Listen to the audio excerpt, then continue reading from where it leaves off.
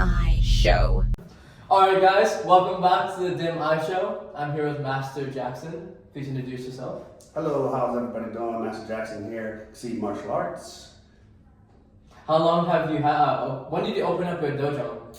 So we opened up 2018, then we had some financial issues and then some logistical issues, and then I had to close that particular brick and mortar place that I had opened, and I only closed for a year. And then in 2019 I reopened in the place that I'm at right now, and COVID hit, of course. Of course, right? the COVID. And then when COVID hit, I was thinking, man, maybe we're gonna be closing again, right? Maybe this is not meant to be. But we were able to, persevere and get through those things.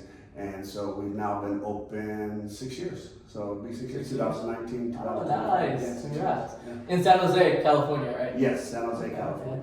And like downtown area nearby, right? Yes, it's off of Meridian and Hamilton, 1631 Meridian Avenue. So right there in the corner of Meridian and Hamilton. So if anybody wants to stop by, get some martial arts lessons. Trust me, you'll change your life. You changed mine. I've known Master Jackson for long time. like a decade? Yeah, maybe. Around a decade. Maybe longer. I mean, think about that. You guys were young. I think you guys were like 8. So 8. yeah, Yeah. that's pretty young. Now I'm almost 25, so it's Yeah. been a while. Yeah, so long time. Yeah, more than a decade. Jeez. Yeah. And I just recently joined this kickboxing class. Really good at cardio and self-defense as well. So come kick it with us. So martial arts, a large part of your life. Can you tell the people a little bit about kind of how it started, what got you into it? Yeah, so I was probably about 8. Well, I'm an old guy, so I was born in the 60s, and coming up to the 60s and 70s, martial arts was some kind of wonderful thing that you saw on TV. You saw these guys jumping out of trees and off of buildings and things like that. More sensationalized stuff. And then that's during the era of Bruce Lee, Chuck Norris, those guys, some of the pioneers, the legends of martial arts, especially in the movies. And so everybody wanted to do it. All kids wanted to do it. And I was 8 years old, and I remember getting out the yellow pages, and you'd go through and look at pictures in the yellow pages and pick out the guy who looked like the best kicker or the best of doing whatever it was he was doing. And you'd ask your parents, hey, can I go and try this? And that's what happened with me. And then I was hooked ever since. And it was Taekwondo was like the first one that you got hooked into? Yeah, so what happened in the 70s, it wasn't called Taekwondo, it was called Korean karate. So everything was called karate. So you wanted to do karate. And so I found a school and had a sign on it that said Korean karate. And we thought we were doing karate, of course. We didn't know it was Taekwondo. At that time it was Tang Sudo, it wasn't even Taekwondo. I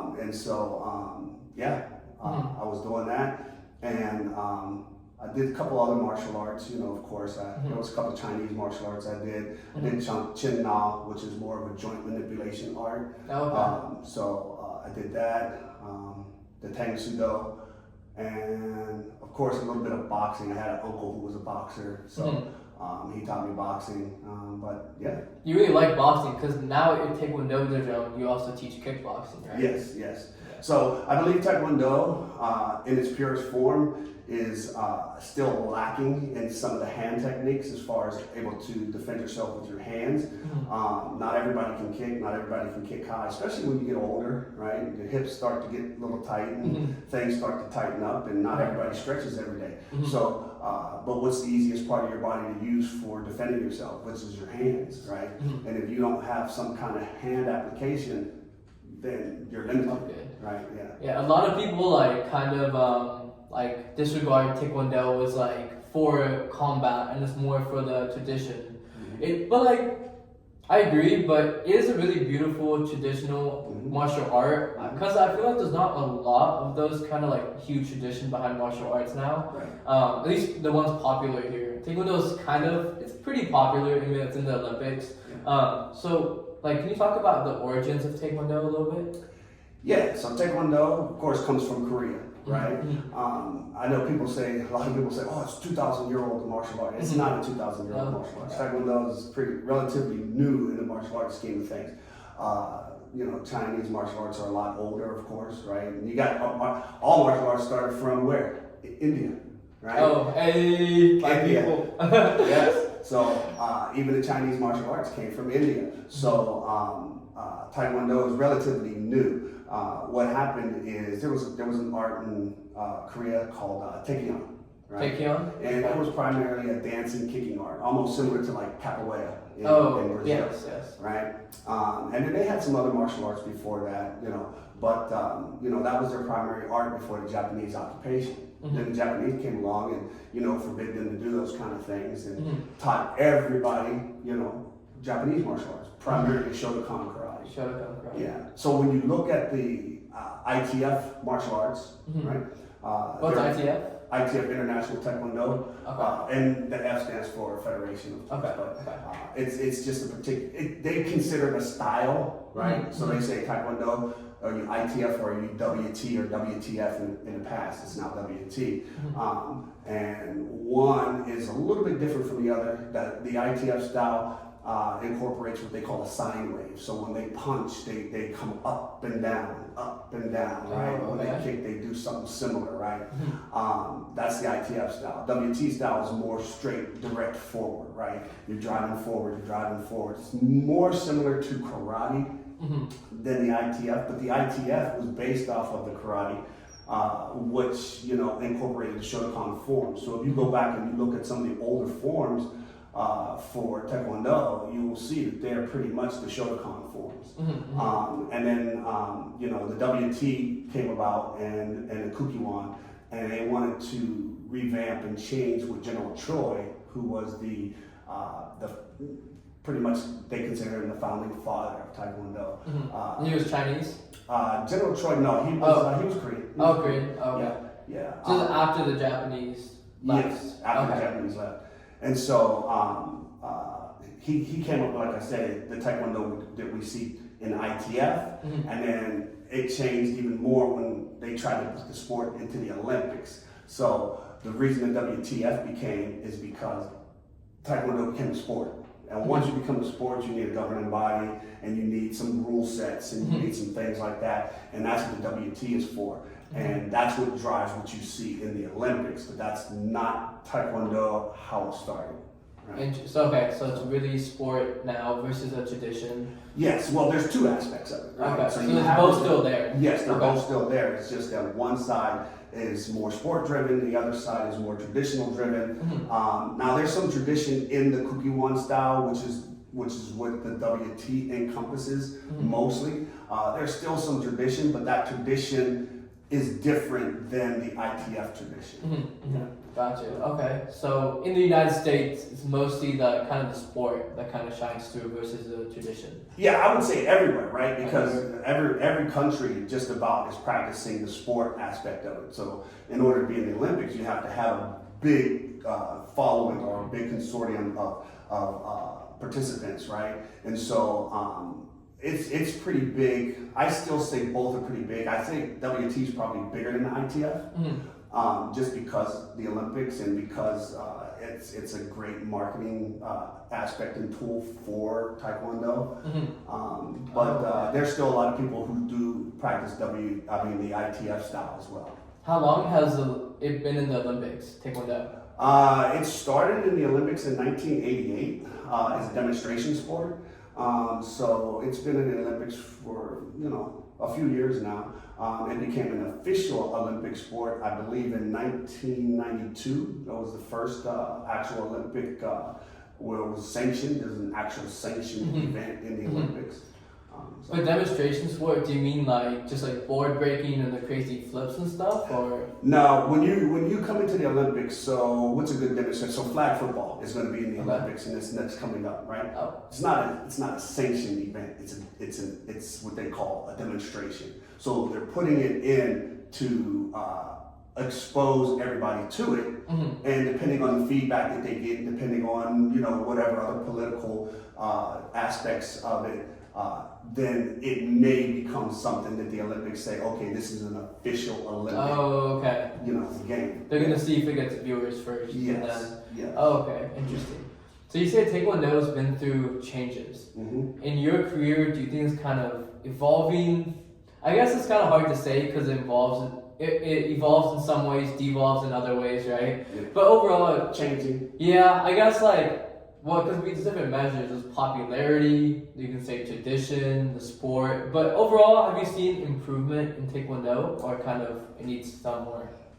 So it just depends on your perspective, right? Like everything, it's all about perspective. Mm-hmm. So I do know that if you are older, you do not like, most of the older people do not like the direction that Taekwondo is going, versus the younger people, of course, it's what they know. It's like anything. This is what I'm coming up with, this is what I know, this is how I've been taught. Then it's okay for you, and you like that, and you may not like what the older people like. The older style was more hard, like I say, because it came from karate. Karate is a very hard martial art. It's very direct, very straightforward. It's very, brute force. And Taekwondo was that in the beginning. Hard kicks, very, even in the sport aspect of it. If you didn't kick hard enough, it wasn't a point. You could break ribs, break an arm, and you may not even get a point. But now it's a little bit different because the sport aspect of it has changed, and to evolve the sport, they came out with, and to make the sport more fair, they came out with electronic hogus and electronic sensors to actually capture a point. So now, instead of relying on a judge's subjective, mindset and say, was that hard enough? Was that not hard enough? Did he kick the head hard enough? Did he not kick the head hard enough? The system just says, okay, this is the threshold of amount of power that's needed. If you hit it hard enough to register on the technology, then it's a point. And like anything, people have learned how to exploit that, right? Gamify it. Yeah, so I don't have to necessarily kick it hard because I found out that I can kick it with a scrape, right? And not hard, or I can tap and pull off, and that actually scores better than hitting it with full impact. Those are some of the things that have changed the art itself. I was gonna say because it sounds like the electronic would be better because it's more accurate. But you're saying it kind of changed the kicks that you do. Yeah. Okay. It kind of changed how people actually develop their techniques. I'm a purist, right? So I see a lot of people come in. I teach, the actual technique, full pivot, knee bend, chamber, extension, recoil, put it down, impact, making sure you're driving past your target at least 2 to 3 inches, right? But that's not necessarily how a lot of kids are being taught today, right? Because they're being taught how to score on the electronic system versus how to actually hit something, right? So if I don't have to hit it hard and I only have to maybe bend my knee and come on a weird angle coming down versus, going through, it's going to score. Well, now you have bad technique because you're just going to build a habit to do that, right? And to me, I don't think that's going to protect you if you get yourself into a situation. It's like twisting your body over weirdly. Yes, Yeah, right? It's just not going to be effective, right? So, even points to the head. In the past, you had to have head displacement. So when you hit the head, you can hit it. If the head didn't displace, then not a point, right? But now, if you just barely touch it, and we didn't see the touch didn't register on our system, but because a touch is a valid point, let's go to video replay. I don't see any space in between that toe touching the helmet. That's a point.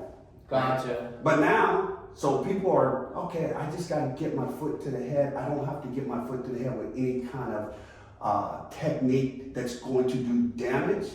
Well, then you're not practicing that, and guess what's going to happen when something real life happens? You're not going to be able to protect yourself because nobody's going to be worried about that, right? Yes, that's true. You tapped me. Yeah. You beat me. Right. So do you think it's common for when martial arts kind of turning more into a sport, which is kind of like, in a way, like it's going higher in the ladder, right? You know, because everything's about money. Right. So do you think it's common for some of that traditional aspect to be sacrificed in favor of the sport? And do you think that's why like something like the UFC is kind of so popular, because you can kind of have everything at once kind of going on? Yeah, well, I mean, it's like anything, right? When people watch gladiator sports, what do they want to see? They want to see blood. They want to see people knocked out. They want to see people on the ground. They want to see hard combat. Yeah, that's the popularity of the UFC right now. It's a gladiator sport, right? Yeah. Versus Taekwondo, their vision is we want everybody to participate. I don't think they really care about viewership. They want participation. And so now everybody, don't fight, everybody, let's be nice, right? So now what's going to happen? You're going to bring those people in, because it's not a sport where they're going to get hurt. It's not a sport where they're going to be damaged. But it's not something that a lot of people want to watch, right?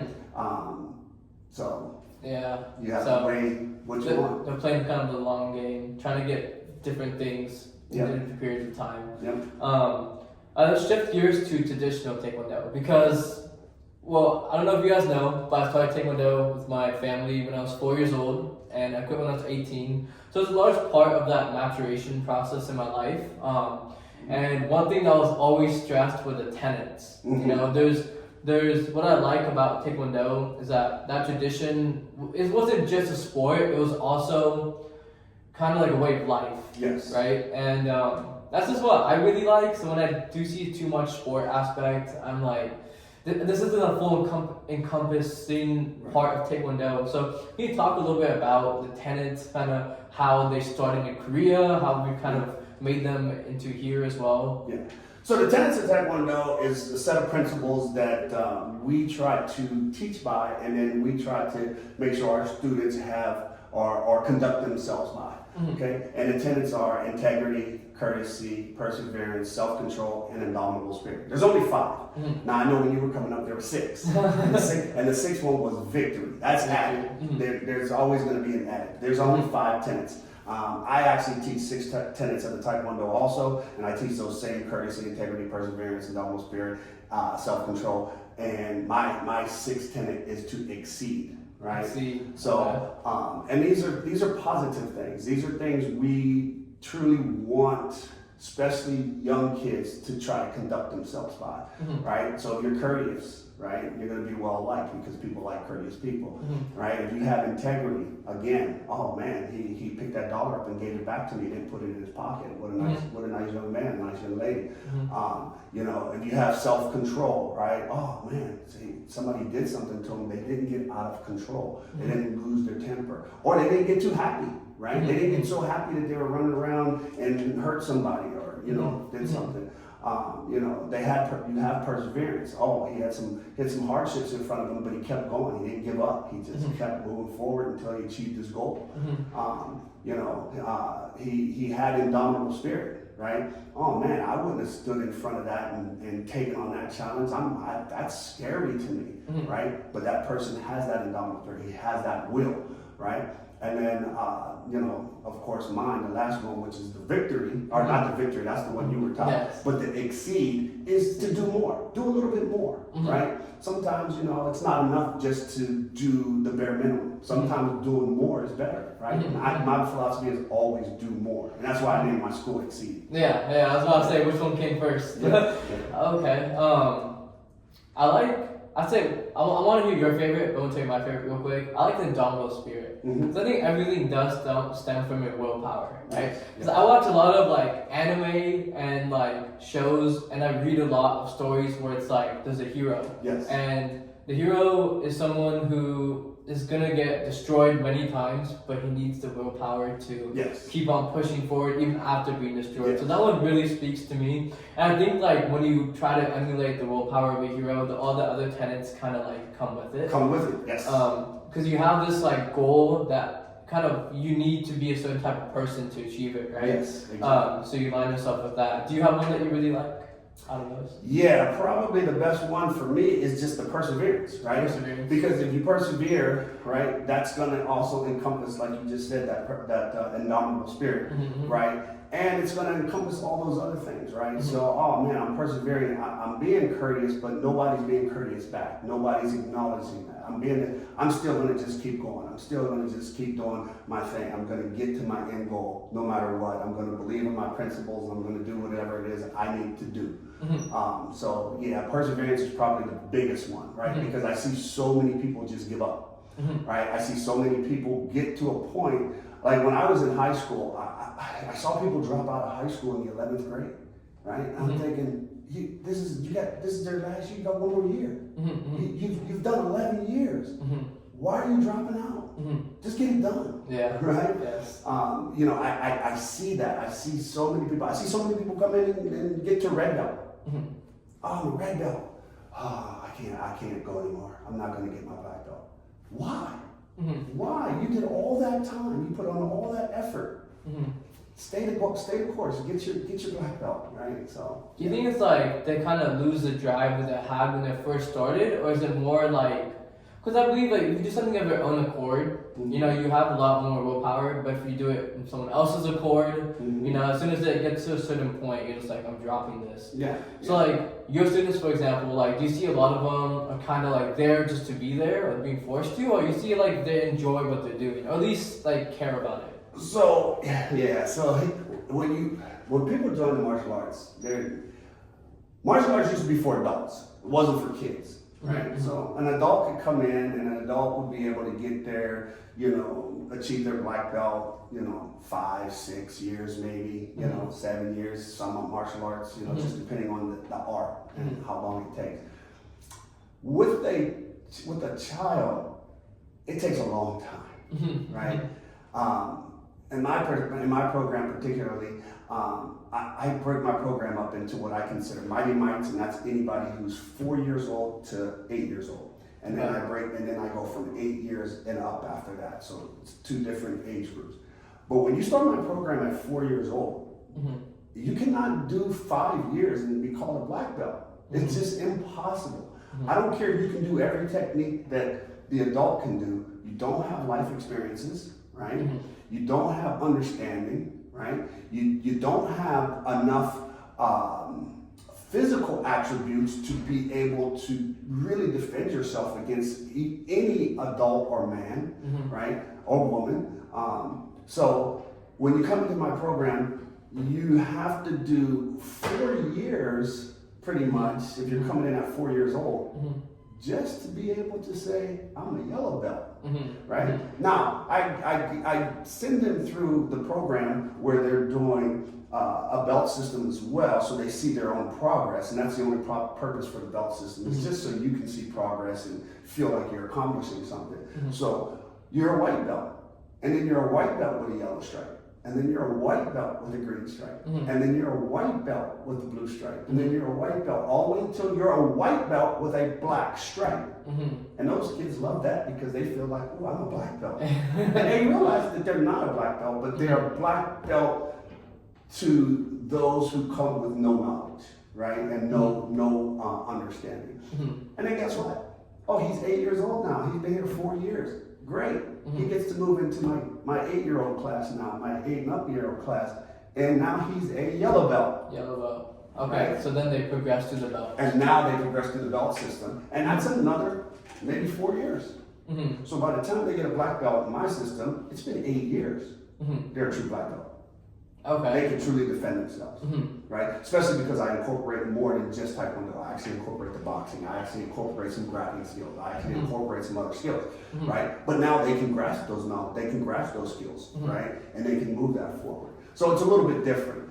And that's the thing, you know, circling back to your statement, to your question, you know, it takes time, right? I was gonna say, like, for reference, when I was at my school, you would start at white belt, no belt, then white belt, and then if you completed the task you had to do to get to the next belt, there's a testing, And that could be like from white to yellow, like maybe a year in Taekwondo. Yeah, white to yellow, nah, that's probably like, if you're going by the system, if you're already 8 or how you did at the beginning, white to yellow is probably like a month, 2 months. It's pretty quick. Yeah, it's pretty quick. It progressively slows as you go through the belt system, but it's pretty quick.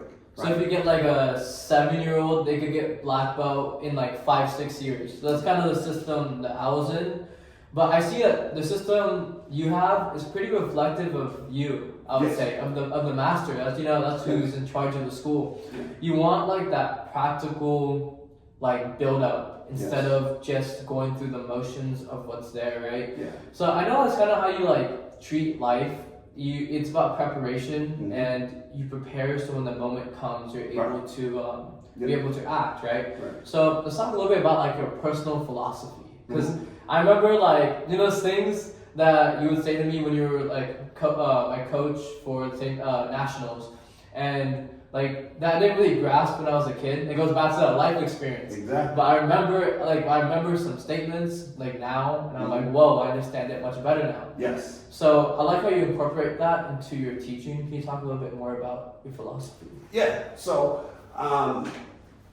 that's like that's hard. It's difficult. It's difficult because it's based off of my kind of upbringing, right? So when I was coming up, I was back in the time of corporal punishment, right? You did something bad in school, you got paddled, right? They don't do that kind of stuff anymore.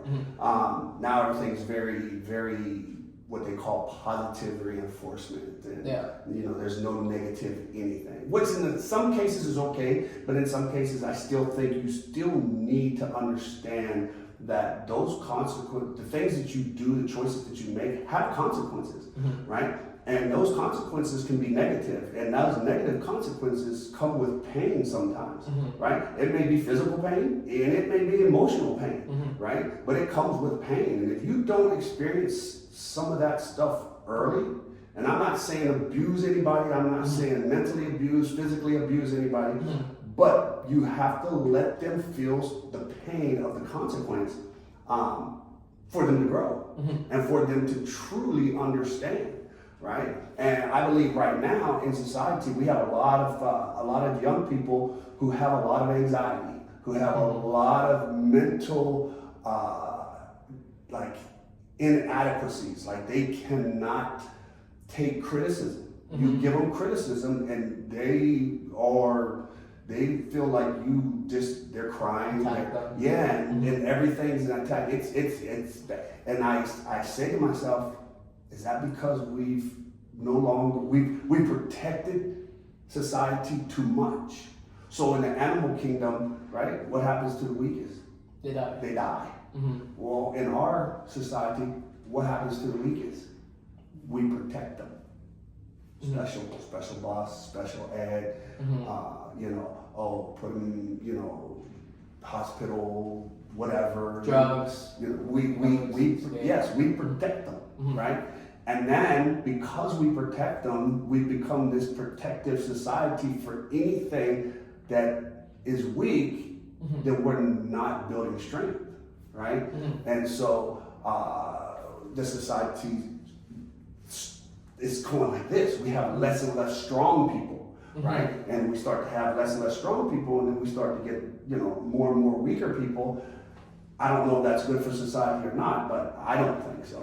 Do you think it's a worldwide phenomenon that's happening? I do. Yes, it is. It is, because the world is global. It's globalized, right? So everybody in the world has access to everybody in the world. So with this access, we see everything, we know everything, and everybody's doing the same thing, right? So that's basically what's happening. And so with the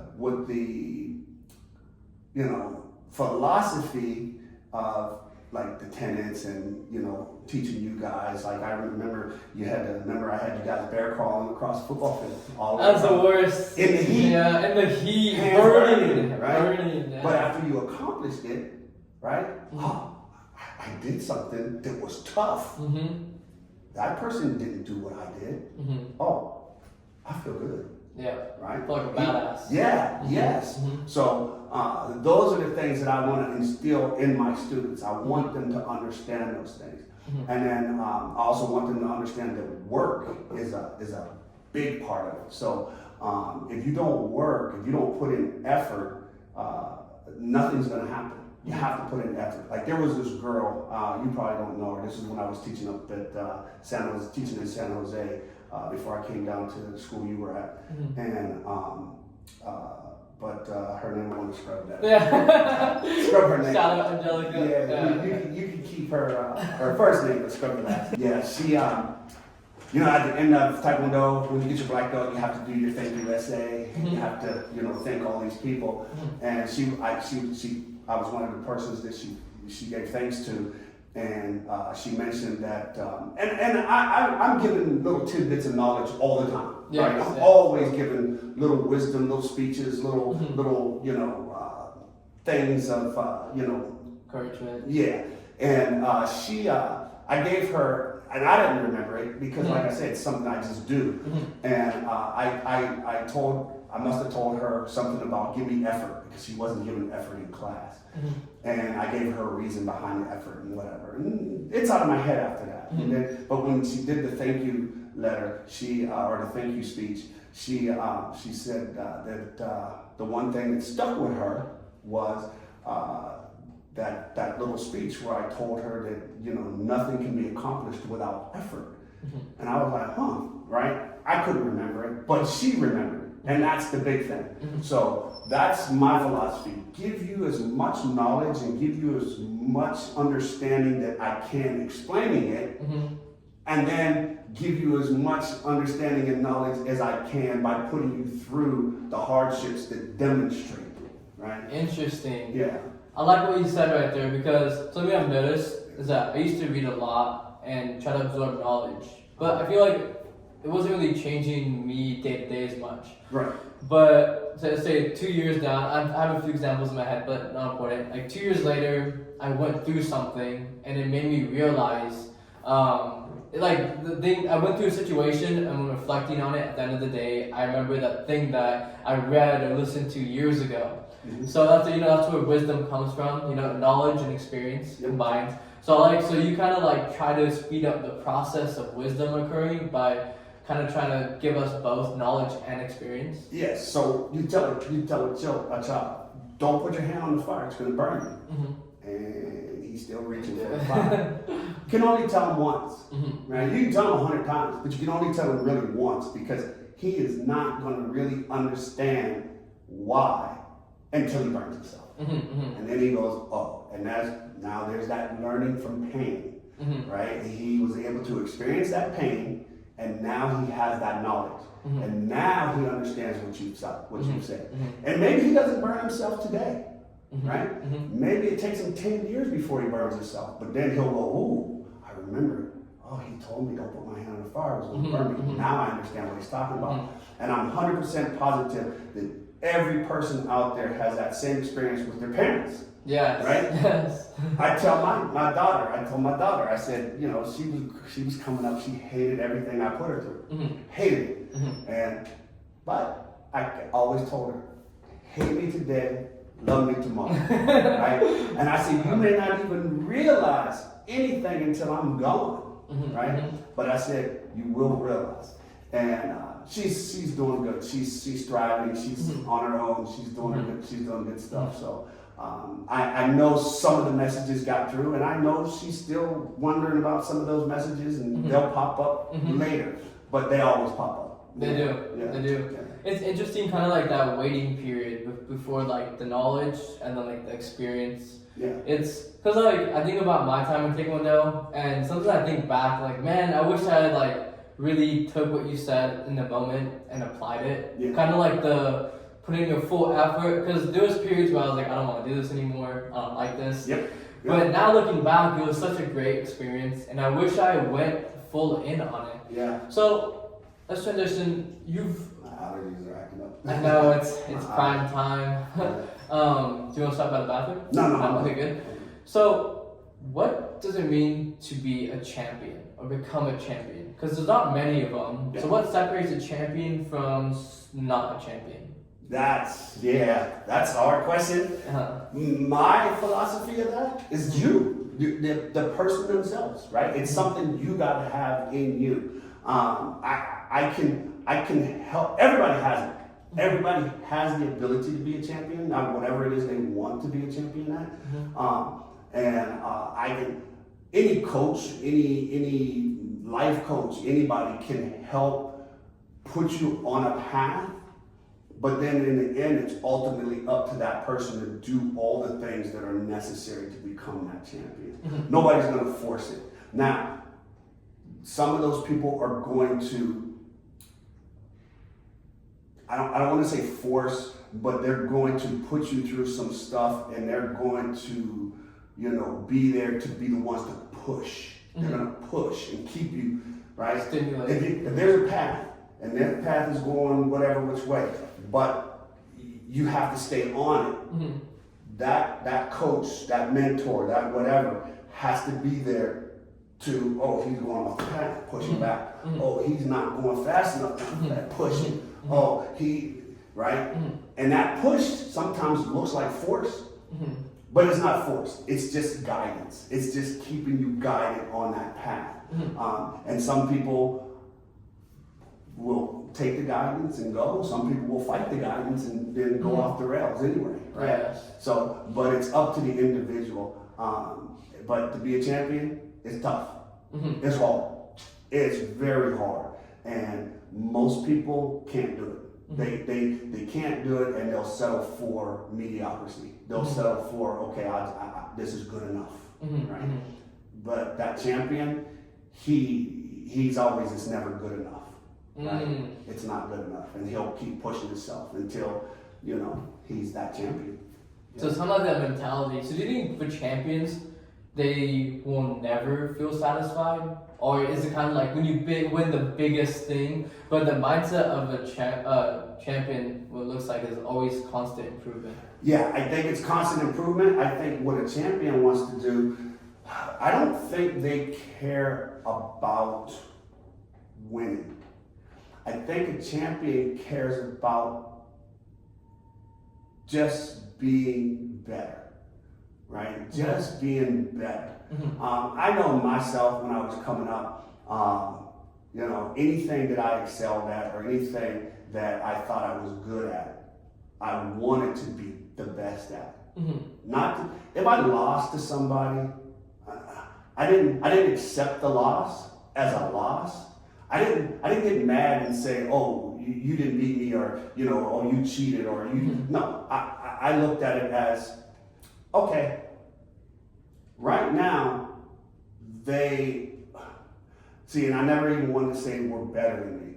Right now, I didn't do something, or I didn't prepare or do something enough to show I'm better. I need another shot. Right? Okay. And that's when you come back and you always show that you're better the next time. And you may win. Okay, I won. I expected myself to win. So I don't care about the win. I care more about showing that I'm better. Right? And if you have that kind of a mindset, then you have no choice but to be at the top or always win or become the champion. Right? That's it. I don't think champions really care about winning.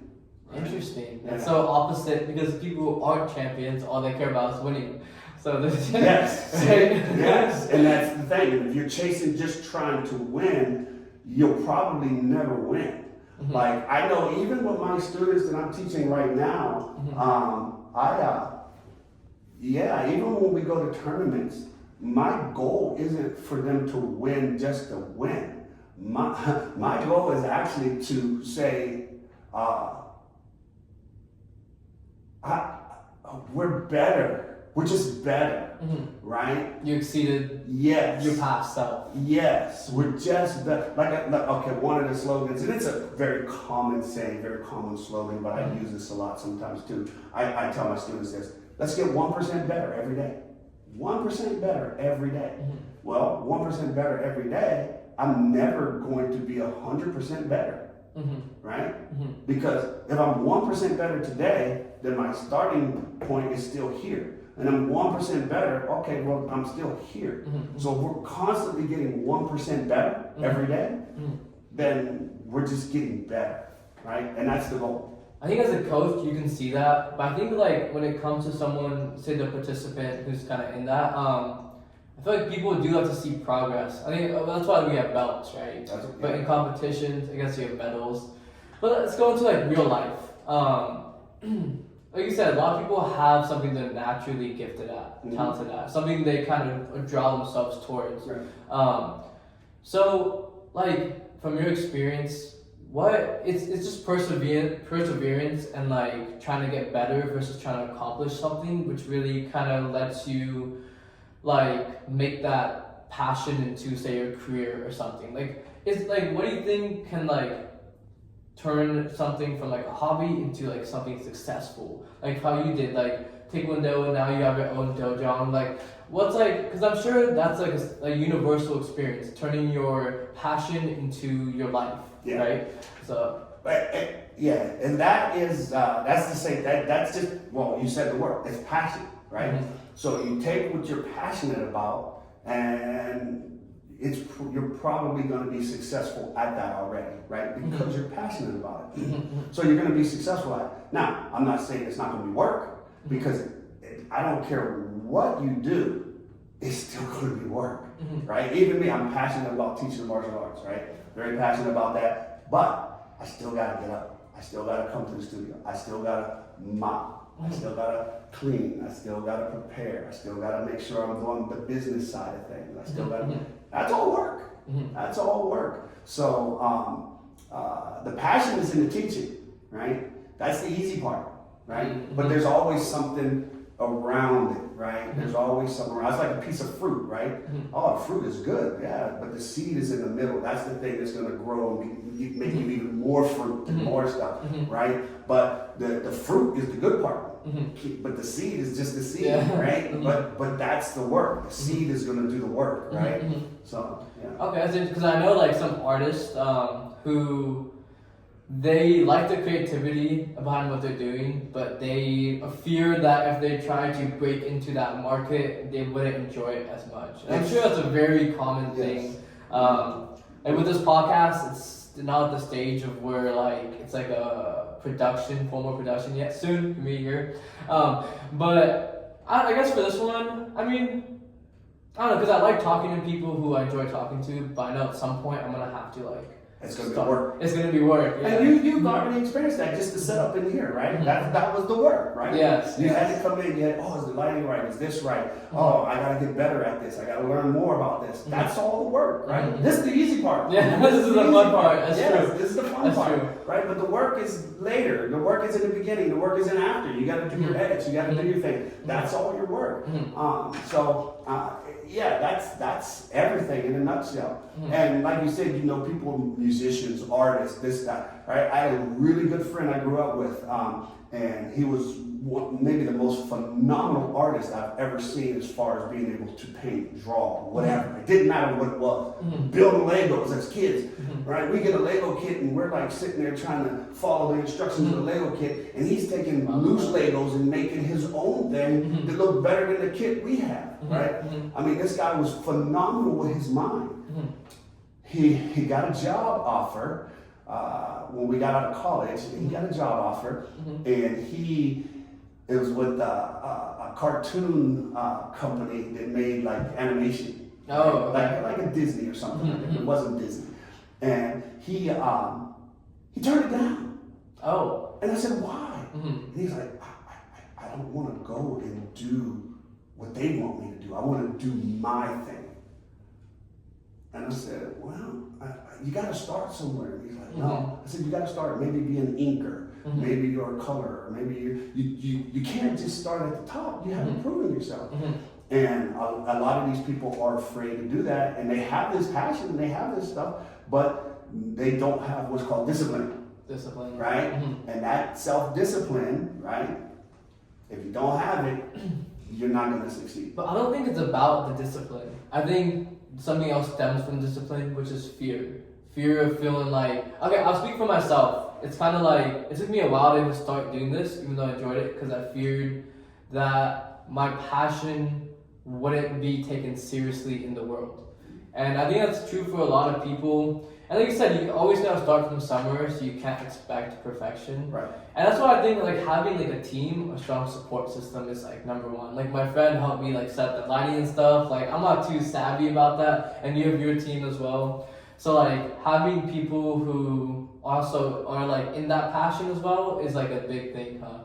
Yes, but that's once you have the discipline to do it. Yes, right? True, You gotta true, have true, that true. discipline though, Mhm. right? And then you gotta have the discipline to stay the course when things aren't going right. Mhm, Right? mhm. So I can only talk about myself, my own experiences, and I know for me, when I started, when I wanted to open up my own studio, right? Mhm. I should have did it 20 years before I did it. Mhm. Right? But I was always doubting, right? I was always, like you say, the fear, Mhm. right? But what if this? And I don't have this. And what if this happens? And always in the what ifs, right? Mhm. But then at some point, you just gotta say, I'm just doing it. Just do it. I'm just doing it, Mhm. right? And then you gotta have the discipline to stay the course and do those Mhm, things, mhm, right? So my brother told me that. My brother, he was the one. Him and a couple of other people that actually pushed me over the edge, Mhm, right? mhm. Because he asked me, he said, well, what's holding you back? What's keeping you from doing it? And I said this. And he says, okay, well, what else? And I said this. And I started naming all those things up. He said, okay, did you write all those down? Mhm. And I said, okay, and I wrote them all down. He says, now just start doing one by one. Mhm. And I was like, oh. And it was that easy. Doable. Mhm. And it was that easy. Mhm. It was literally that easy. As you wrote everything down that you thought was holding you back, Mhm. and then you said, okay, let's check this off the list. Let's do this then, Mhm. right? And I said, okay, I'm gonna do that. Oh, that's done. And in the process of doing that, you actually start taking care of other things because it forces you to take care of other things, Mhm. right? So anybody out there who's afraid to get started, do just that. Write down why, list all the things that you're afraid to do, and then just start checking them off. And guess what? At some point, you'll have them all checked off, and you'll already be doing what it is you're afraid to do. And then you have no excuses left, right? No excuses. Because one thing, freedom isn't a guarantee in the world. Freedom has to be earned, right? Right. And that's something like, which is like unfortunate, but it's just the way of the world. It's the way of our society, our capitalist, or even other societies too. Yeah. Like, yeah, it's interesting. Passion into your career that's why like those ones who are really creative and they turn their passion, they're so impactful. Musicians, Right. you have millions of people listening to what you're saying. Yeah. And it's a lot of responsibility too though, because if Oh, you yeah. get corrupted and you start talking about things that the music industry wants you to talk about, now you have millions of people who are listening for your art and your passion, and now it's changed, which is what we see like everywhere, right? That kind of sell your soul type thing. Yes. You see that in martial arts too? Yeah. Yes. Oh, yeah. You see that in martial arts as well. Because what happens is people get addicted, or they get is it money, right? Everybody wants money, and then it's never enough money. And then next thing you know, you're doing unscrupulous things to get the money and to make more money. So. And that's when you got to fall back on your discipline. That's when you got to fall back on your tenets. That's when you got to fall back on things that keep you in line, right? Or like me, some people, hey, it's enough. I have enough money. Who can I help now? Can I help somebody, right? And that's the do more, right? Now you're doing a little bit more, right? Yes. So You need a strong support system to be able to combat the fruits of success, or else they'll overtake you. Yep. And like, with some people who don't want to take their creativity and try to make it into their career, like I respect that, but also I think like that's God's gift to you, and the way to use that gift is to spread it. That's what I firmly believe. Like a gift isn't just for you to enjoy; it's for you to help others also enjoy as well. Yep. Yep. So that's what Taekwondo is like. It's all about helping others, right? Yes. That's what I love about it. Teaching them how to not to be better warriors, but also be better people. Yes. And it definitely helped me become a better person. Yes. Especially when you're young too. Yes. Yes, because it's easier. You have less things already in the way Yes. and whatnot. Yeah. So for martial arts, what kind of martial arts do you think that someone should, let's say you're starting out martial art, what will make you well-rounded, let's say for self-defense? Okay. Your first martial art you start. So if you're looking for just pure self-defense, I would probably say, almost anything in a way, because if you take it and you're taking it for self-defense and you're actually practicing and doing it for self-defense, you're going to do a couple of things. You're going to condition your body, right? Because there's nothing I can tell you to do that's going to protect you or help you in any one situation, because I don't know what that situation is going to be, right? It's going to be dynamic, right? It could be a multitude of things, right? So anybody that thinks they're going to go take this style or that style or this style and say, I can defend myself against everything now and I'm ready for anything that comes, you're delusional, right? But what is going to happen is, and this is it, you take any style, you're going to condition your body. You're going to condition your cardiovascular system, right? You're going to strengthen your body to be able to hit, grab, pull, strike, whatever. You're going to get stronger in those aspects. And that's probably the number one thing that martial artists have over anybody. I know grown people come into my studio. Have any martial arts experience? No. And okay, and I'll partner with them, and I'm like, man, this is 180 pound, 200 pound person, and they hit so soft, or they're so soft, right? Hit me. They hit you, and you go, oh my goodness, right? Because they're not conditioned. They're not. But over the time, that same person, over a couple of years, right? No, you're not hitting me anymore, right? Because now they're conditioned, now they're stronger. And they see it and they know it. Same with anybody that comes in, even the little kids, the girls, everything. They all condition and get conditioned. That's the number one thing. People talk about the UFC and MMA and how strong. Most of those guys suck as martial artists. Most of those guys don't have any real technique, but they all are super strong. And they all have very good conditioning, and they all are hard, and they all can hit hard, right? I watch the turnover, the pivot, the kick it, no good, right? I watch sometimes when they punch, I'm like, oh, that was a terrible looking punch. But you still don't want to get hit by it because it's coming hard, it's coming fast. And they're going to be able to take it because it hurts to hit and it hurts to get hit. And they can do that. They can get hit and they can hit. So, now I'm not saying that everybody in the UFC or MMA is a terrible martial artist. There's some very good martial artists in the UFC and in MMA, but there are also many bad ones, right? But some of those bad ones still win, right? Because if I can just throw my fist as hard and as furious as possible and it lands, knockout. Oh, I won. Wow. But then the next fight you get destroyed, maybe, right? But inconsistency. Yeah. It made me think about, so we talked about Taekwondo earlier with electronic scoring and how now you just have to tap. Seems like the UFC is just on the other spectrum of that, where it's just hit hard and not worry about anything. So it's kind of a sport aspect. What is UFC, Gladiator, Taekwondo, and you said more people participating, right? So I guess what you're trying to move the sport in the direction of is what is going to end up being like trickle effect into how it's played, right? Yes. In the competition aspect. But most UFC like fighters, they start off with one martial art first, or do you think they just like start training for UFC? Like no, nowadays most UFC fighters start off training UFC fighting, right? Really? Yeah, so they have UFC gym. Come into our UFC gym. Oh, I see so many of them. Yeah, or even you'll see there's like come into our MMA. Now you have Brazilian Jiu-Jitsu, where that's specific. That's it. You're just learning Brazilian Jiu-Jitsu. You have karate, where you're just learning kicking and punching. You have Muay Thai, where you're just learning your kicking and boxing, your Thai boxing, right? But that's the long route. Those are the ones that you see at the top. So the Loyola Machitas, right? The old Anderson Silvas, the Ben Hendersons, right? What was this? BJ Penns, right? Those are the ones that, hey, I was in karate for a long time. I was in Taekwondo for a long time. I was in Brazilian Jiu-Jitsu, you know, your Gracies, right? I was in my Muay Thai for a long time, right? And you could tell because when you watched them in the UFC, when you watched them, you were like, they just moved different. They just looked different, and they were good, right?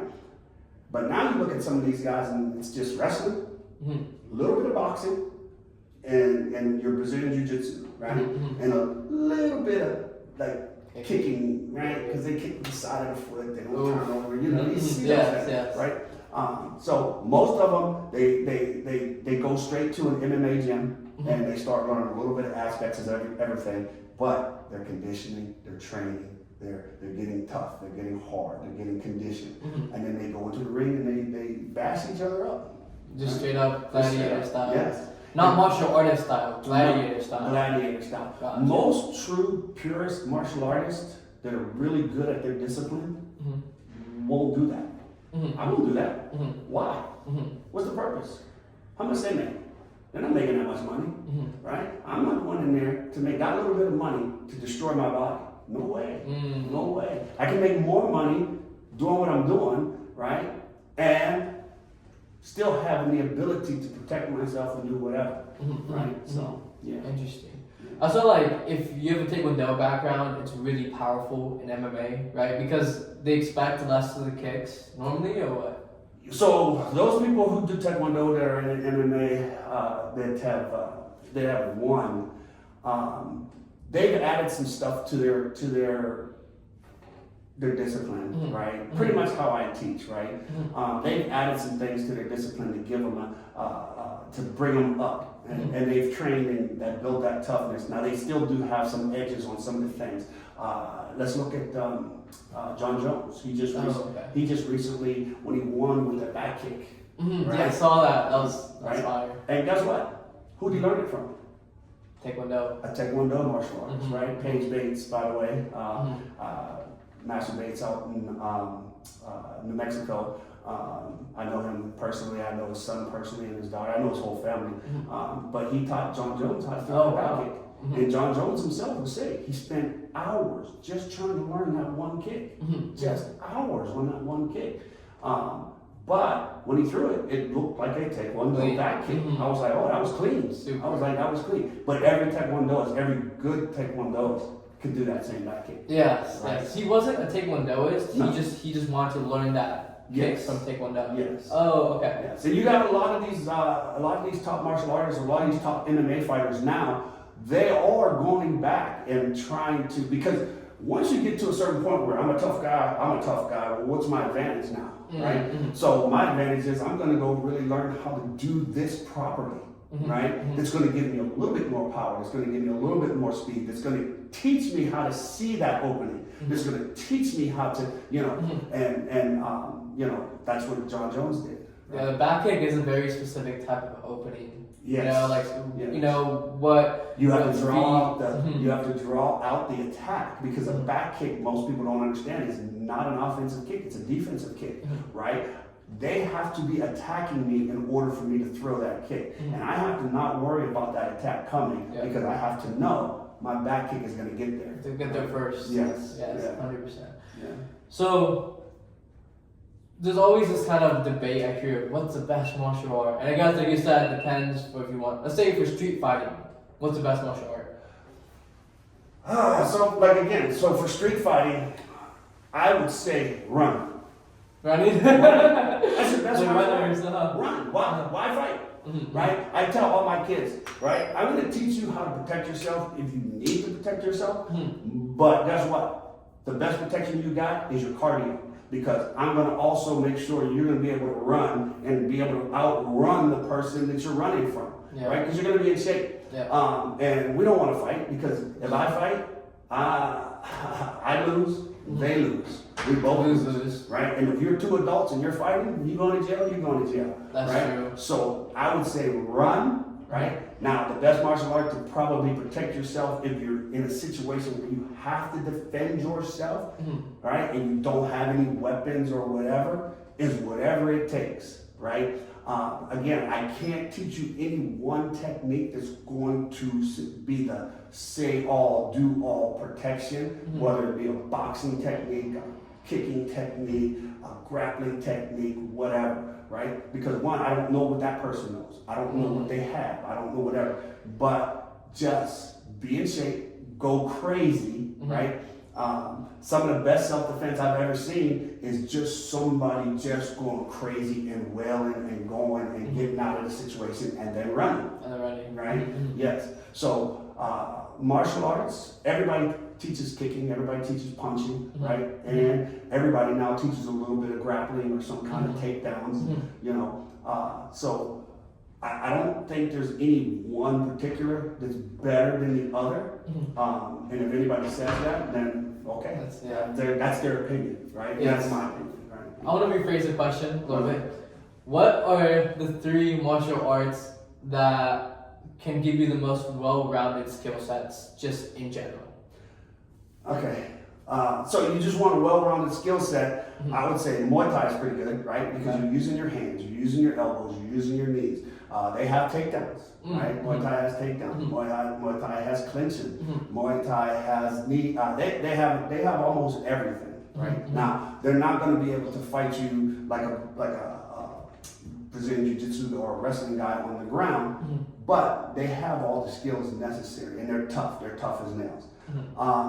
Then you have I'd say your boxing, right? Because kicking, when you start getting into kicking for self-defense, or you start getting into kicking for, you know, anything, you kind of put yourself in a situation where you are exposed, balance-wise, right?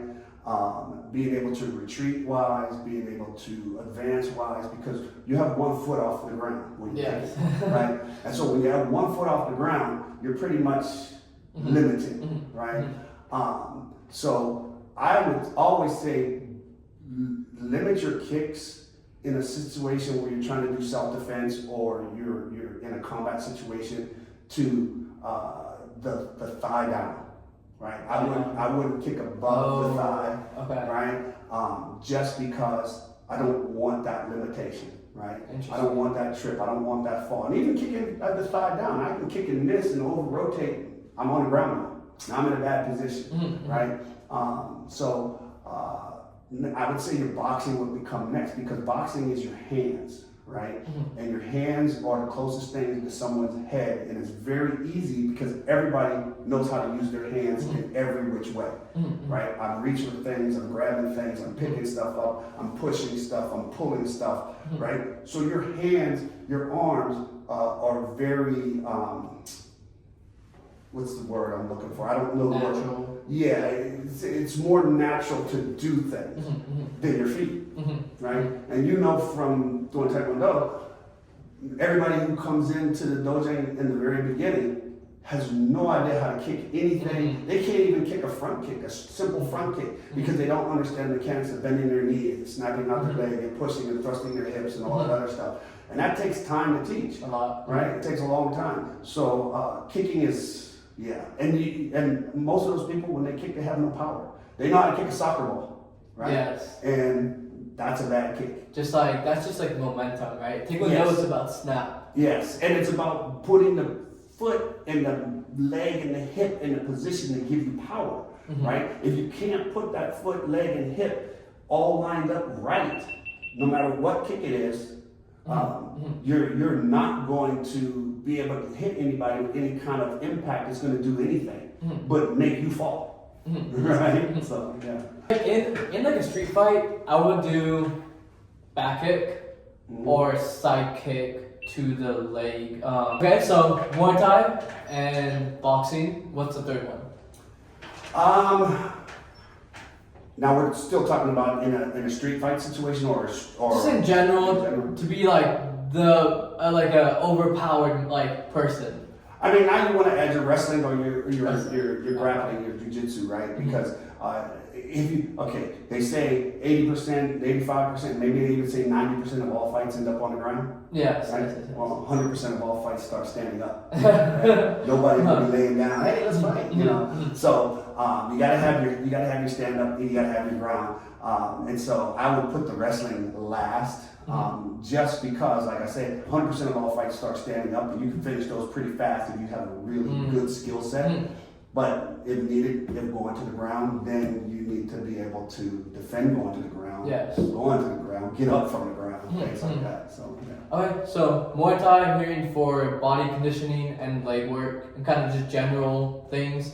Boxing for like most practical, and then wrestling for last case. Yes. And like defense. And I wouldn't say last case. I would just say you need it because you're gonna need it. Oh, okay. Right. Okay. Yeah. At some point, you're gonna need it. Okay. Okay. So those are the three. You wanna, be a crazy like anime hero. Do those three.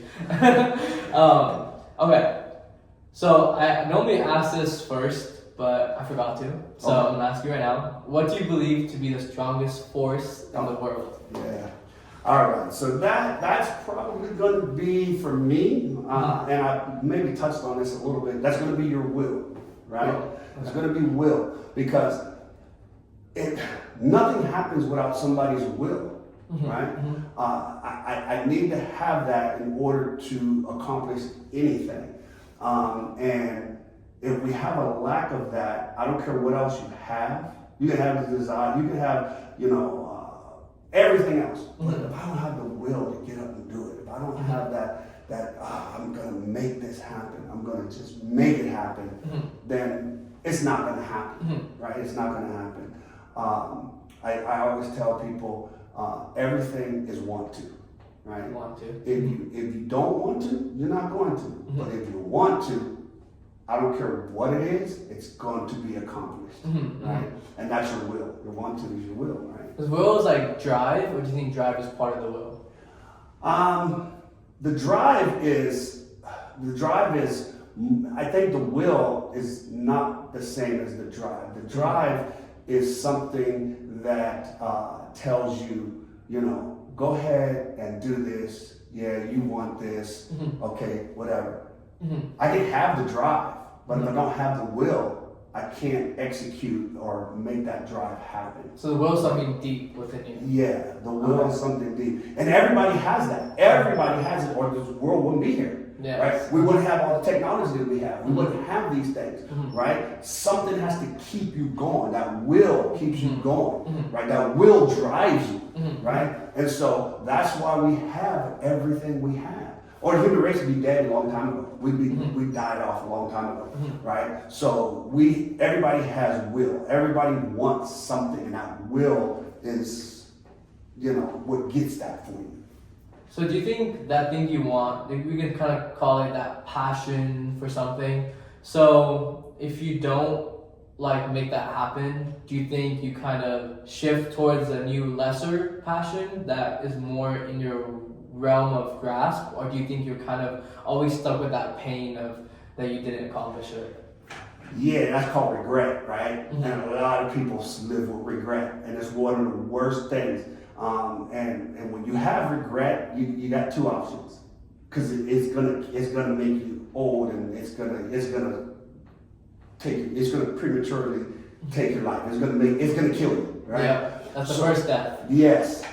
So if you have regret, your two options are forget about it.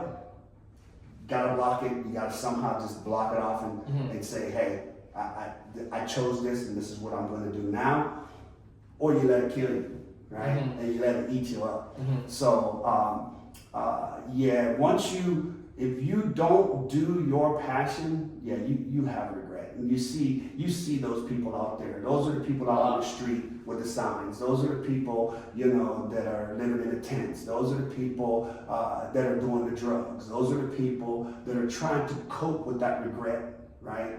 And they can't. And they're not surviving, they're not thriving. They're surviving, but they're not thriving, right?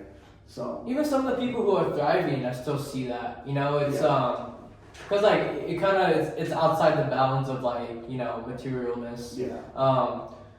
No regrets. You just gotta do it because that's what you want. Like, can you give some advice for people who not confident enough to do it, don't think they have the opportunity to do it? People who think that's too late. I think that's a big one. People say, "Oh, I'm 30 now. I'm 40 now. I'm 50 now." Any advice? Yeah, just do it. It's never too late. It's never too late. And you just gotta get up and you just gotta do things. Like for me, I've been teaching martial arts for a long time, doing martial arts for a long time. But I didn't start my own school until 6 years ago, right? And I'm almost 60. I'll be 60 in a year. Looking young. Right? So that's late. All right? Most people, oh man, I can't move, I can't do this. Well, okay, but I'm not gonna let that stop me. I have my aches, I have my pains, but I still get up every day and I go and I do it. If my one advice would be,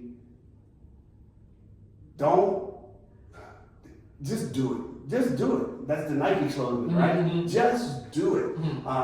You're not going to regret it. If you fail, great, right? You tried it, right? Maybe try it again, all right? I failed the first time, and then I said, okay, let me try it again. Then COVID came along. Oh, I'm failing again. Okay, but I got past it. At some point, you get past it, right? And if you never get past it, well, you don't know until you try, right? So you got to try. You got to do it. So don't treat failure as something that should make you stop. No. Treat it as a learning lesson. Yeah, it's always a learning lesson, right? And it goes back to the tenets now, right? Let's persevere. Persevere. I fell down. Okay, you got the indomitable spirit to get back up? Yes, okay, let's go. You got the perseverance to keep going now? Yes, okay, let's keep going, right? So, yeah, just keep moving forward. Yeah. If you seek greatness, you have to listen to yourself. You will. Honestly, I see the will as like your soul manifested into this realm. It's your soul has this deep desire for something, and your will is kind of the avenue it's using through your physical form to make that happen into reality, right? But like I said, that gift is meant to be expanded on and improved and worked on, not just in your own head and not just, because for me, like, I enjoy talking and thinking about ideas. And a lot of that was just by myself, listening to things, thinking about it myself. And like, it took a lot of like mental growth to be able to like ask someone to do a podcast and whatnot. So like, successful people or great people aren't better than you. They just believe in themselves and persevered to do it. And they just keep going, right? They don't settle either, right? Remember before I talked about, just being better, right? It's not that I want to win. I just want to be better. I just want to keep getting better. And that's successful people, right? Yeah. That's the fun part. Because you don't care about winning a medal. Because when you focus on a prize, then once you get that prize, what are you going to do? Right. That was the thing that was driving me, right? Are you done now? Yeah. Right? Okay, I like that. Okay, can you give us one quote that you really like from anybody or martial artist? One quote. Or two if you can't do one, but at least one.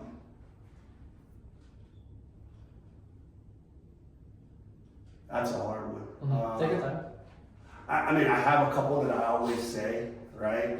I always say one of my biggest things is competition breeds success, right? And I always say that because if you don't have anything that's going to you're competing against, that's going to drive you, that's going to make you better, then you're not going to be successful. So even with my competition team, right? I put kids on my competition team, and that's the first thing I tell them. You're going to be successful because you're going to compete. And this competition is going to make you successful.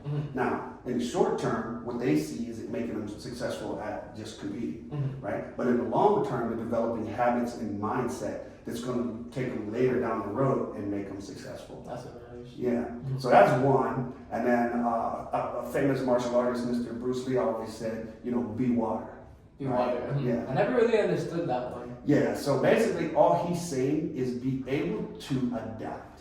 Okay. Right? Be able to change when change is needed and necessary. So basically, he says, if you put water in a cup, it becomes the cup. If you put water in a teapot, it becomes the teapot, right? And so what he's saying is water can always be what it needs to be in order to be successful. Okay.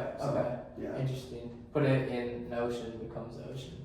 Yeah. Oh yeah, because this is one body. Yeah. Interesting. Yeah. Oh. So water, and basically it's saying by doing that, you'll probably be one of the most successful or most adaptable persons that you can be, right?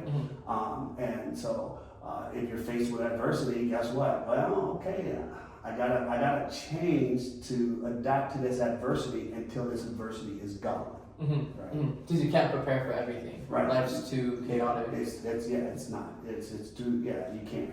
Do you have like a piece of wisdom that you know for a while, but its meaning has changed as you have grown? Like, do you have something that like you keep realizing different, like more of when, like as you grow, as you mature?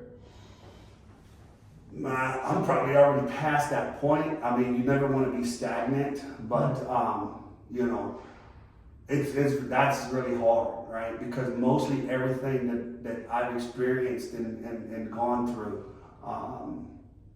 has brought, you know, fruition to all the past things. So and it's already solidified in my mind. Now, that's not saying that something can't change or something can't be different in the way I'm thinking about it. But again, that's always going to be perspective, right? Perspective is, you know, you're looking at a 6, I'm looking at a 9, right? You flip the paper, oh, I see the 6, no, I see the 9, right? So, yeah, now that was hard. Yeah, I was just wondering because like there's some things for me like when I would hear or see at 14 versus 18 versus 24. And that's gonna now that through life, yes, that happens. But at some point, unless you're still out there and unless you're still doing stuff where you can see differences and see things, it's hard because, you know, you've already had so many experiences at a certain age that your experiences now become less and less and less. So there may be some things that I haven't experienced yet that could make a perspective change, but you know, I haven't had that yet at this stage, like from, let's say, you know, 5 years to now, right? Interesting. So when you're young, you're just trying to kind of gather more. When you get older, you try to let go of the things that you don't think kind of serve you. Of course, right? You have to do that because you can't keep everything, right? And again, that was one of Bruce Lee's famous quotes: "Take what is useful and discard the rest." Right? So, you know, So, I mean, if I really think about it, and like I said, this is going 5 years and back. So my business, I started about 5, maybe 6 years ago. So from 5 years to now, there have been things that changed in my mind, right, that were different. But from now forward, I don't know yet. Right? So looking at the martial art from a business perspective, right, you don't see that until you have a business. And then once you have a business, then you go, oh, now what this guy who had this same business was telling me makes sense. Didn't make sense 5, 6 years ago, but now it makes sense that I've gone through some of those more experiences. Right? And that's the best way I can put the example. Gotcha. Right? That makes sense. Yeah. You can't, like I said, you can't predict the unknown. Right. You kind of, once you're in the unknown, you have to like make it known through like the people next to you, pretty much, and reflection. Okay, interesting. All right, and now viewer questions.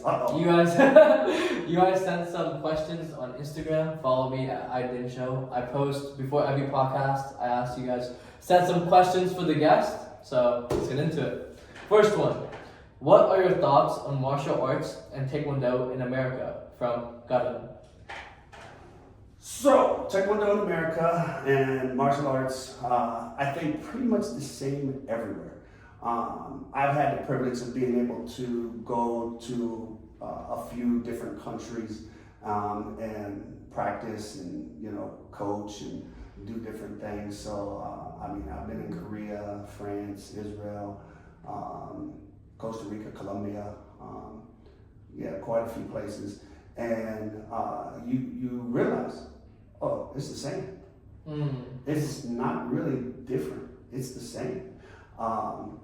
They treat it the same. It's a business. It's a business here as it is a business in Korea. They have great students and they have terrible students. They have people who are serious and they have people who are not serious, the same as here. So not much is that different from the martial arts aspect here in the United States versus anywhere else, right? Maybe just the language, right? And then a little bit of the cultural differences as far as the actual cultural differences between each country. But the martial art, it's the same. Well, I guess here, say my age, when I was doing it versus now, the culture is kind of more softer, right? Yeah, a little bit softer. Now that's so now you're getting into the business aspect of things too, right? Okay. So those are the things that change. When I was teaching you guys, remember, I was just the coach. I was one of the instructors, the head instructor. I wasn't the owner, right? And so I only saw things from, okay, we gotta learn, we gotta get tough, we gotta do this, we gotta do this.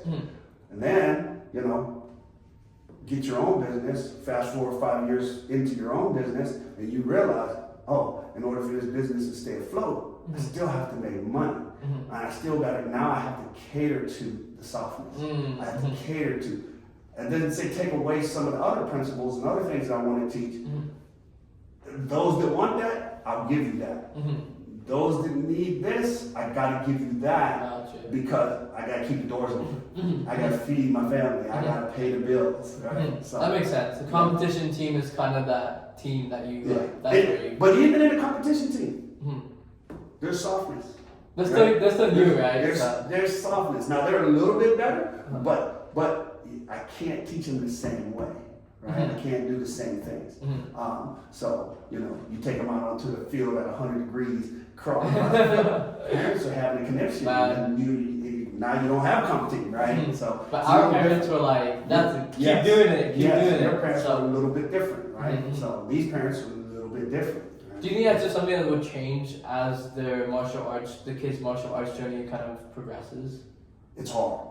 It's hard because it's hard to get the parents to understand that because they see it as an activity. They see it as, a lot of these parents don't see it as something that's helping develop the character and abilities and the mindset and the thought patterns of their children. They see it as, oh, this is just an activity, right? Gotcha. And so it's very hard. But you do have some parents that actually, kind of still see the old ways and kind of understand the older ways. And those are kids you see successful. Those are kids you see excel. Right? 100%. Yeah. Okay. Interesting. That's a good answer. How does discipline in martial arts translate to other areas in life from Amaya? Yeah. So that's an easy one. Without discipline, you have nothing. And the first thing the martial art teaches you is discipline. The very first thing when you walk in the door, you have to what? You have to bow, right? That's discipline, right? The next thing you have to do, you can't move. You got to stand at attention.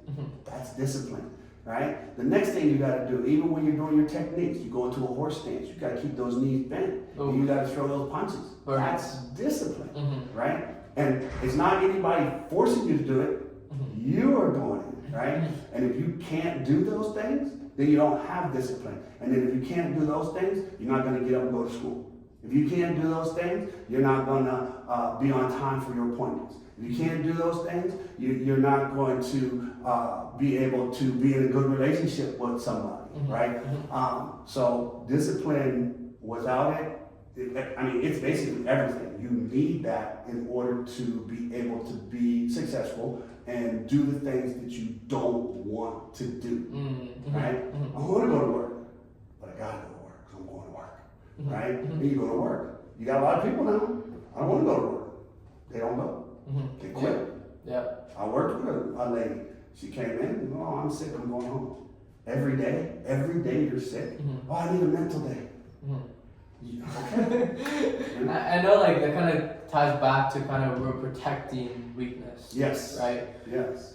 Because there's some weak people that it wasn't their choice to be weak, so we want to help those people, but to do that, but we can't differentiate between those two who choose to be weak versus don't have a choice to. So we provide a blanket Yes. protection, Yes. and people take advantage of it. Yes. Yeah. Yes. Yep. I don't see a much way around it. Honestly, it's kind of hard, huh? Yeah. To like, it's a tough challenge for society. All right, next question. Mystical martial arts. Mhm. Any truth to them? Media portrays these powers that monk warriors are able to access. Yeah. Do you think they were actually able to unlock certain types of things that normal humans don't have? So, of course, I mean, not to the extent that you see in the movies. Right? They're not shooting fireballs and, catching bullets and, all kind of stuff like that. But they're heightening their senses, right? They're developing, like I said previously, they're developing their conditioning as far as, physical on the outside, their body conditioning, their endurance, all of those other things. So, to a mere mortal person, right, it seems mystical almost, right? So I can only imagine back in the days, those martial artists, those monks going up into the mountains, doing all that conditioning, doing all that stuff, and they do some really tough conditioning where they're on their heads and doing all this stuff. To the average person, that looks like something mystical. Right? A 1-inch punch to an average person looks mystical. Oh my God, he just pushed his arm out like that and the guy went flying. Right? And the guy telling him, yeah, that really hurt and all this other stuff.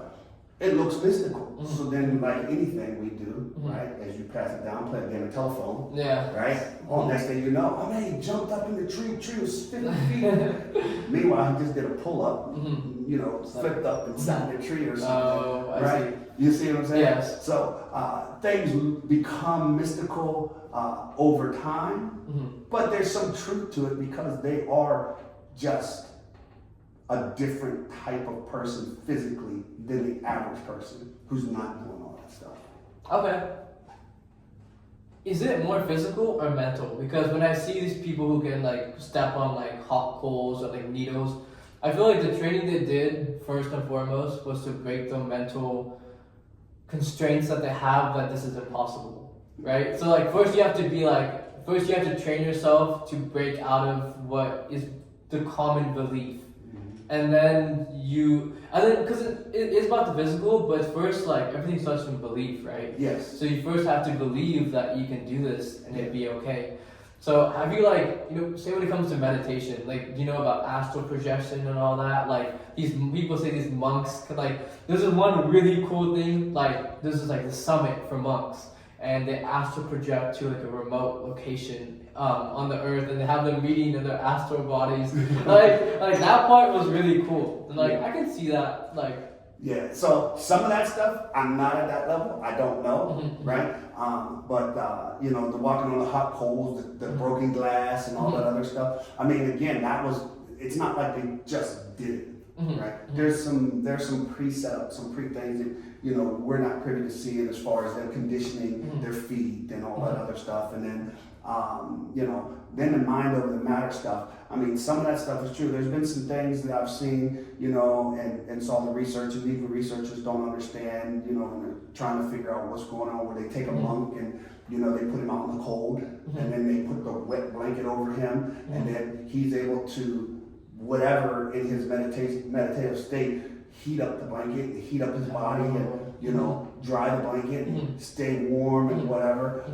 You have those monks that are able to slow their heart rate down, right? And so they slow the heart rate down to a point, and a lot of that stuff is 100% true, because even people who do firearms training, right, snipers and things like that, right, they're able to be in tune with their body and be in tune with their heartbeat. Sniper has to shoot in between heartbeats, right? He has to slow his breath rate down. He has to slow down his heart rate, those kind of things. So there's a lot that you can do with your mind and your body, but that takes a lot of practice and a lot of time, right? So, I don't have those kind of skills. That's why they have to isolate themselves, like in a mountain monastery, right? To kind of like accelerate it. It's interesting, like these like things, like hidden things that these societies have. Like, do you ever wonder about like what they are? These like like lost to ancient arts that only very few Yeah.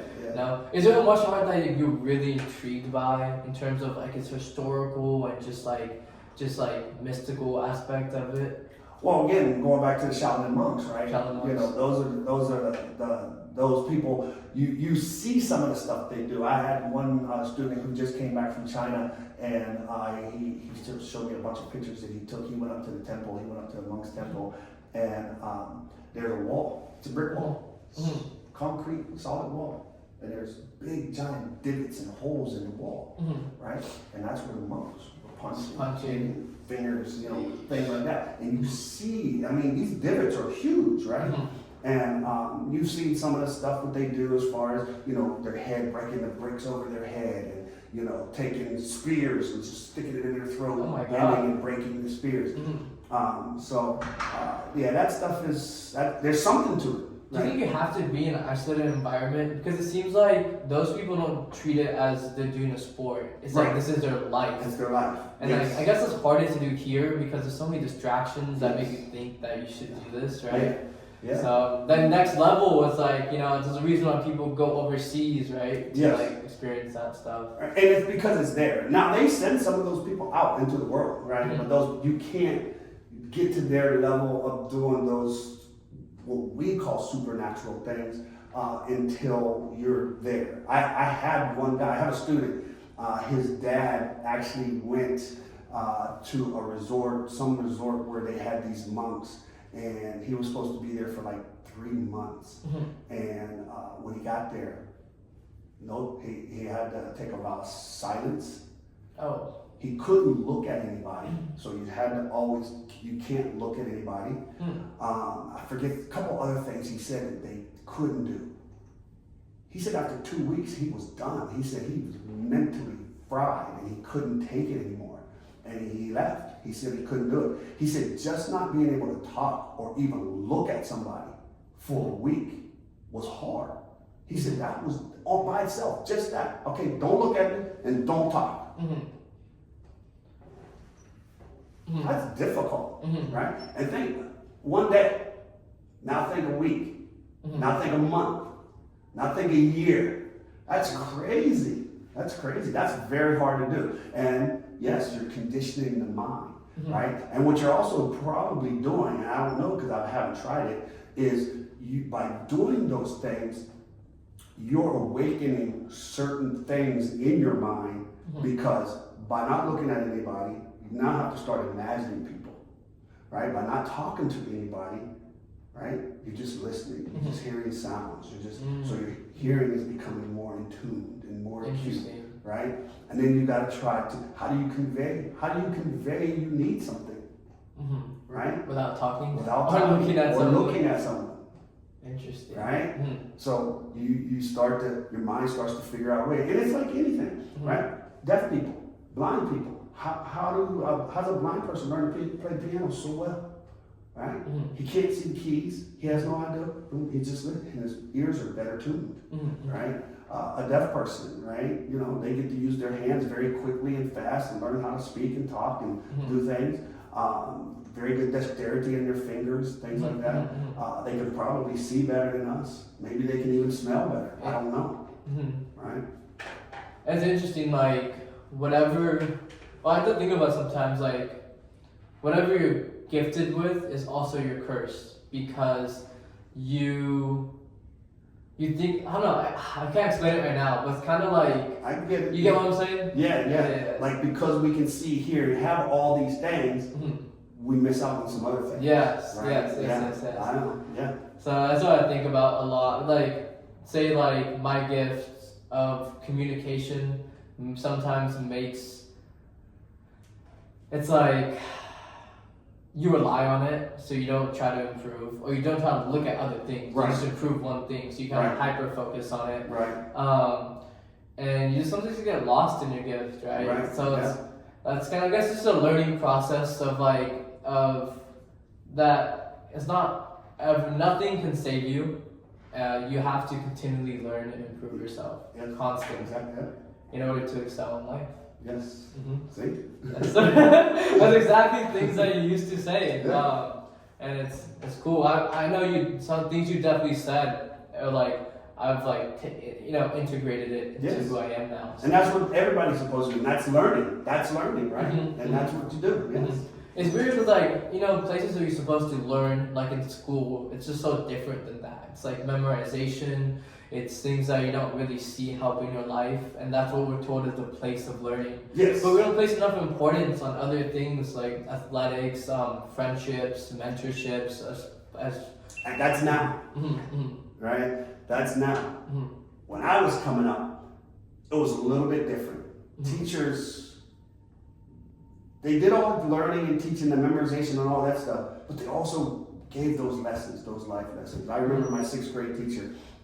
I wasn't a bad kid in school, but I was a very hyper kid. I wanted to laugh. I wanted to play. I wanted to always have fun, and that was disruptive, right? And so I remember the teacher used to always tell me, he would say, only the good die young.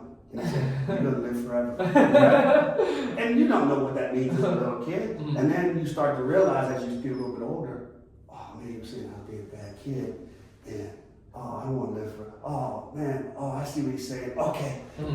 So yeah. Is he saying that like being yourself, kind of being like obviously like your inner child is something that a lot of people kill in order to think, because they think they have to kill it in order to be an adult, to be successful in this. But a lot of people, when they retire, they have to relearn how to be a child again. Oh yes. Yeah. So Yeah. Be a child. Be a child. That's what keeps you young, right? Yes. Be a child. Mhm. Yeah. Have fun. I always tell my older students. I say we don't stop jumping because we can't. We stop jumping because we feel we're old or we can't do it anymore, right? I said, if you keep jumping or you keep moving, you keep running, you'll always be able to run and jump and do things. But the minute you stop because you feel like you're not supposed to, right? Then you won't be able to, right? Ever again, right? So stay young, stay doing those things that young people do, and your mind will stay young. Beautiful. Well said. Yeah. Thank you so much for your time, Master Jackson. You're welcome. This was an excellent conversation. Hope you guys enjoyed. Be posting this real soon. And make sure to follow my socials so you can, ask some cool questions to these amazing people I talked to. So thanks for tuning in. Take care, y'all. Bye-bye. Thank you. You're welcome.